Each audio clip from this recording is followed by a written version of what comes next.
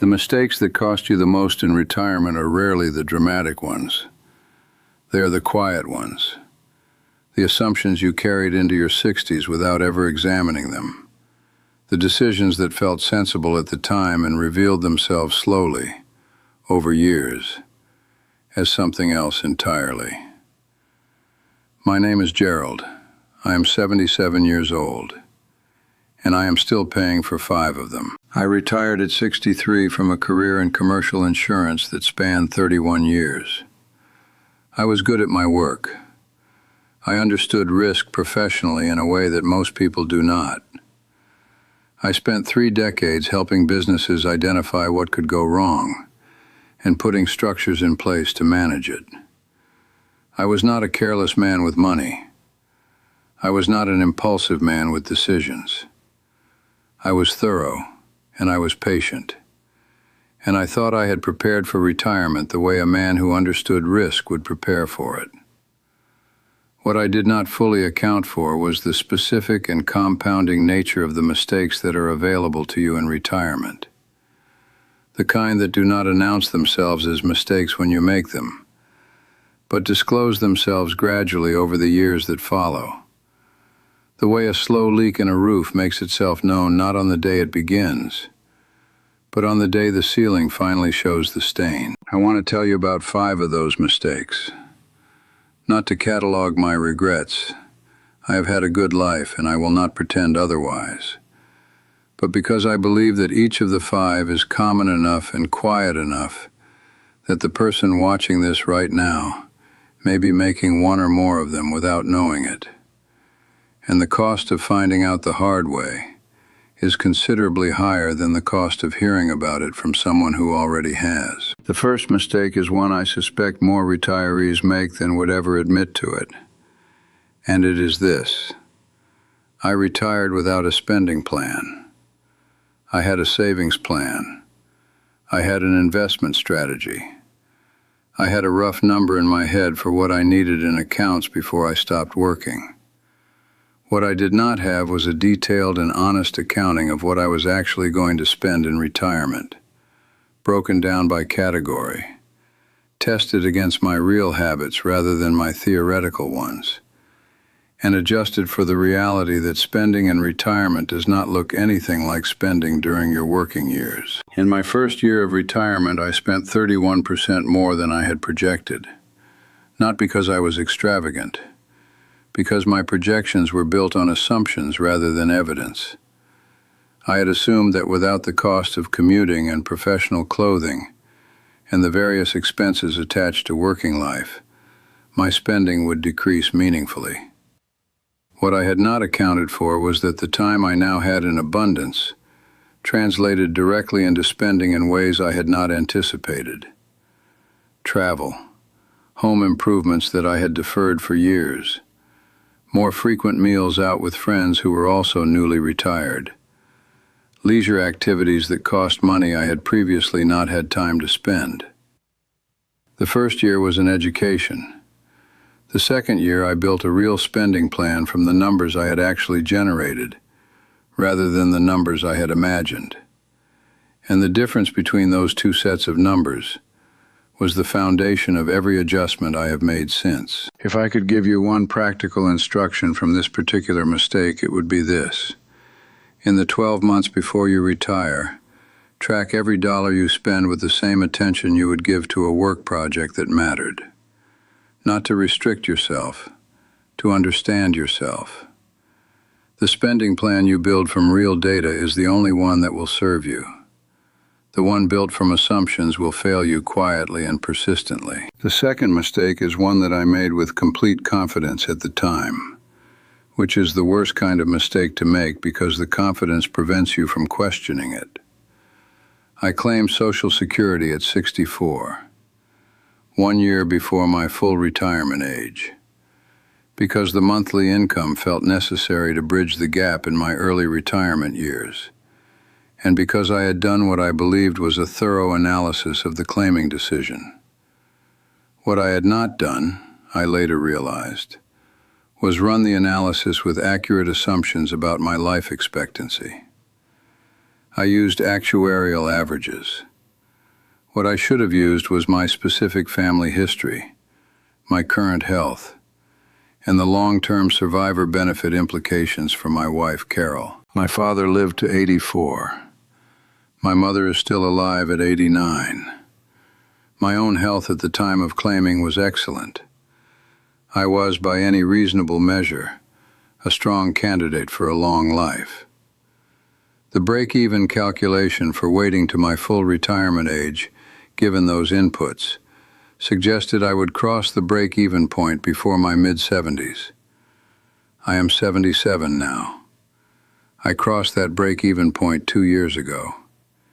Every month since has been a month in which I am receiving less than I would have received if I had waited 12 months to claim. The monthly difference is $211. Over the years I have remaining, and I intend to remain for some time, that number becomes significant. The survivor benefit dimension of this is the one that settled into me most heavily over time. Carol is 3 years younger than I am and in excellent health. When I die, she will receive the higher of our two benefit amounts. My reduced benefit, claimed at 64, is the number that will follow her for the rest of her life after I am gone. That is the dimension of the claiming decision that I did not weight heavily enough in my analysis. Not what it meant for me, but what it meant for the person I will leave behind. The third mistake took the longest to recognize as a mistake because for several years it appeared to be working. When I retired, I moved a substantial portion of my retirement savings into what I considered conservative investments, a mix of bonds and dividend-paying stocks that I believed would provide steady income and protect my principal from the kind of volatility I no longer felt I had time to recover from. This was a reasonable instinct in isolation. The problem was the degree to which I acted on it. By 65, I had shifted my portfolio to roughly 75% fixed income and 25% equities, which is a far more conservative allocation than most financial planners would recommend for someone entering retirement at 63, with a life expectancy that extended potentially into his late 80s. What I had miscalculated was the length of time my money needed to work. I was thinking about retirement as a destination, a period of drawing down assets that I needed to protect. What I had not fully internalized was that retirement, for someone who enters it in reasonable health in their early 60s, is not a short chapter. It is potentially a third of a life. The inflation erosion on a heavily fixed income portfolio over a 20 to 25-year period is not theoretical. I have watched it happen in my own accounts. The purchasing power of the income my conservative portfolio generates today is meaningfully lower than it was when I structured it at 63, because I did not leave enough of the portfolio in assets capable of growing to offset the steady erosion of inflation. I rebalanced at 68 after an honest conversation with a fee-only financial advisor, the first I had consulted in my life, which is itself a commentary on how long I believed I could manage this correctly on my own. The rebalancing helped. But I gave away 5 years of potential growth that I will not recover.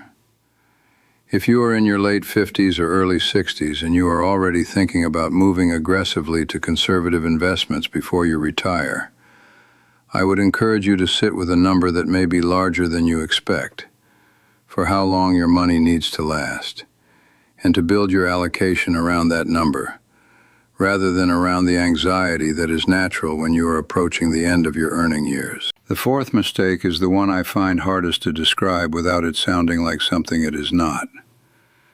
It is not a financial mistake in the direct sense of the first three. It is a structural mistake, a failure to plan for what retirement was actually going to feel like from the inside, as distinct from what it looked like from the outside as something I was working toward. I had no plan for how I was going to spend my time in any meaningful and structured sense. I had a list of things I wanted to do: travel, golf, reading, time with grandchildren.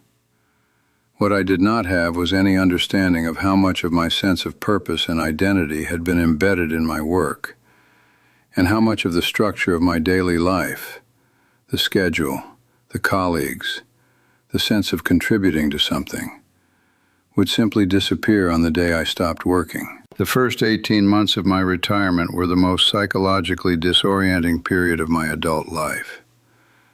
I did not expect this. I was not a man who had defined himself entirely by his career. I had hobbies and friendships and family. But the removal of work from the center of my days created a vacancy that leisure activities did not fill in the way I had imagined they would. And I spent the better part of 2 years in a low-grade restlessness that I did not fully understand until I eventually found my way to volunteering with a local financial literacy organization, and later to part-time consulting work that I continue to do today. I am telling you this because I believe that the financial planning resources available to people approaching retirement, which are thorough and numerous, dramatically underweight the psychological and structural dimension of the transition. The question of what you are going to do with your time, with your sense of purpose, with the relationships that work provided, and with the identity you built over a career. These are questions that deserve as much planning as your investment allocation. They are not afterthoughts. For many people, they are the central challenge of retirement, and the cost of not addressing them in advance is measured not in dollars, but in years. The fifth mistake is the most practical of the 5, and the one I believe is most directly actionable for the person watching this. I did not build a healthcare cost plan that was honest about the numbers. I had Medicare and a Medigap supplement, and I told myself that my healthcare costs were covered in any meaningful sense. What I had not done was build a realistic budget for the out-of-pocket expenses that exist even within good Medicare coverage. The dental care that Medicare does not cover. The hearing aids I needed at 73. The vision expenses. The prescription costs that shifted as my health needs evolved in my late 60s. The home care I needed for 6 weeks after a knee replacement that my insurance did not cover in the way I had assumed it would. These individual expenses were each manageable in isolation. What I had not planned for was their cumulative weight over time.